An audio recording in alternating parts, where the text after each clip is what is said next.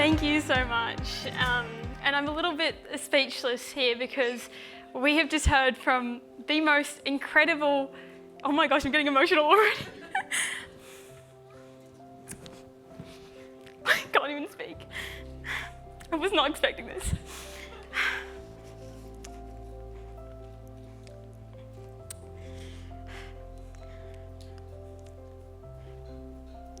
But the most incredible young people who have stood before us today. I literally can't go. Oh my God.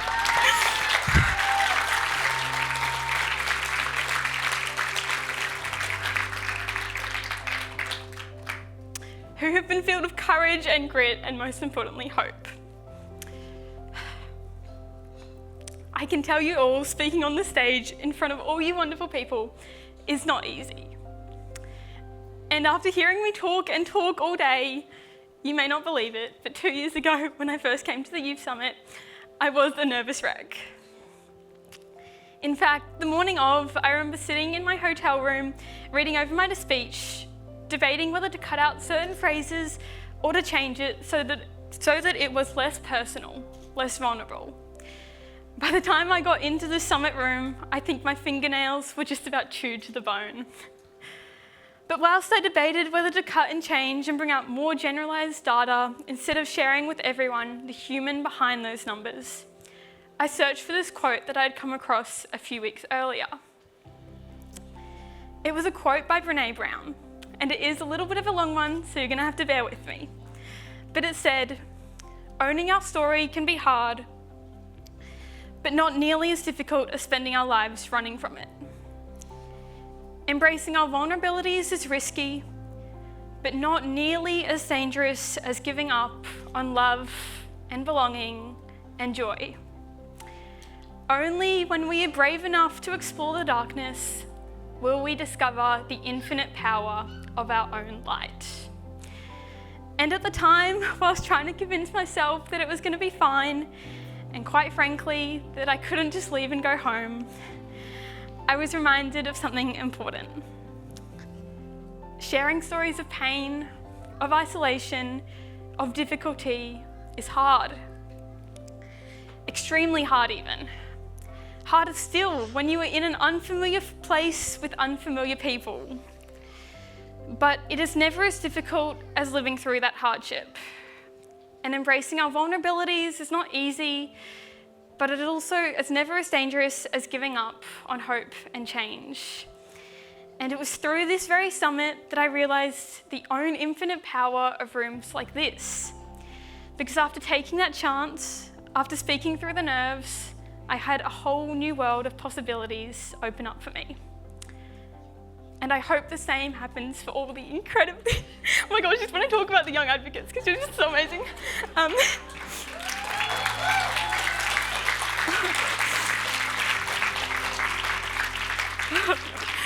But I hope the same happens for all the incredible young people in this room here today. So I have two messages, and the first one is for the young people, so I'm probably going to be a blubbering mess again.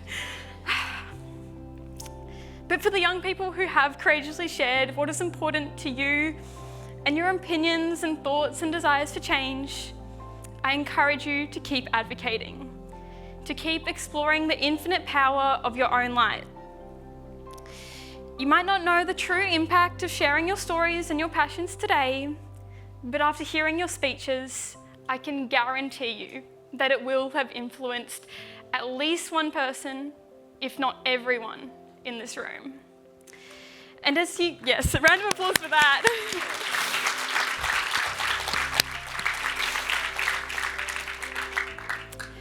And as you continue advocating for change, don't be afraid to push.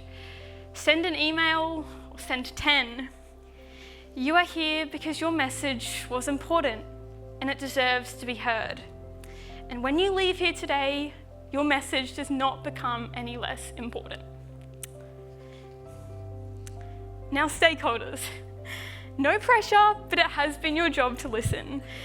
And now it is your job to respond. And that response starts with recognizing that for every young person who has courageously spoken today, there is an experience, a real life experience that they have lived through that is or was so much harder than all the words on a piece of paper combined. Because it takes immense courage to be able to stand up and speak the words, but it takes even more courage to be able to sift through often difficult memories and emotions and actually write them down. And it takes even more courage to have been able to get through these experiences and now have the willingness to use those experiences to advocate for change so that the experiences of other young people aren't quite so hard. And the young advocates today have done this so that when you are knee-deep in a pile of paperwork or your laptop is just one Google tab away from crashing, you can remember why. You can remember the names and faces and stories of these young people that mark your work. Real people that can tell you more about these issues than a number ever can. So to honour this courage today, I'm going to ask you all to do 3 things.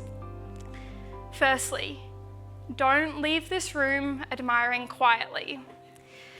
We have the feedback forms. They are available and there are plenty more you can do. And I just cannot tell you enough how much it has meant to me to hear that people, including people that I have never even had a face-to-face conversation with, have shared my work or talked about me in rooms that I was not even in. These young people deserve to know the impact that they have had. Secondly, before you go, I want you to write down one gap in your work that a young advocate has highlighted for you today.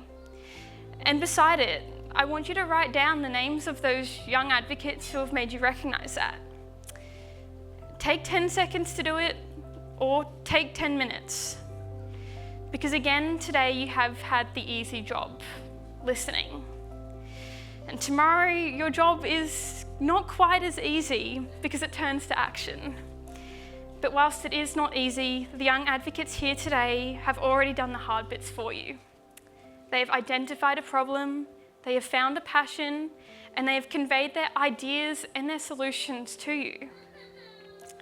So if tomorrow you open up your laptop and you are only one Google tab away from crashing out, you have that piece of paper to remind you we are all still here. We may all leave this space this evening, but the speakers today are still advocates. Their passions, their insight, oh my gosh, it's every time. And their dreams are not going anywhere. So send a message, right? Oh my gosh, I can't believe how emotional I get. And send the invites. Ask young people to be involved. These young advocates, they have the passion. They know the problem firsthand. They have the ideas. What young people are often missing are the connections, where to go or who to talk to or how to turn these ideas into actions. But in this room, there is so much potential for amazing collaborations. Which is why I would like to thank everyone for being here, for coming to listen and truly hear the voices of young people. And especially for travelling from all over Queensland amid these crazy fuel prices to do so. Whilst we might be low in the petrol department, I think it is certainly safe to say that the young advocates here today have shown how ambition and passion can fuel our own fires. And that is certainly a lesson that $2.29 a litre cannot buy.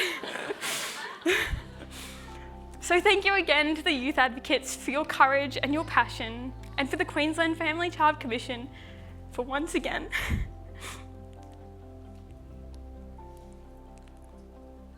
providing a platform for all voices to be.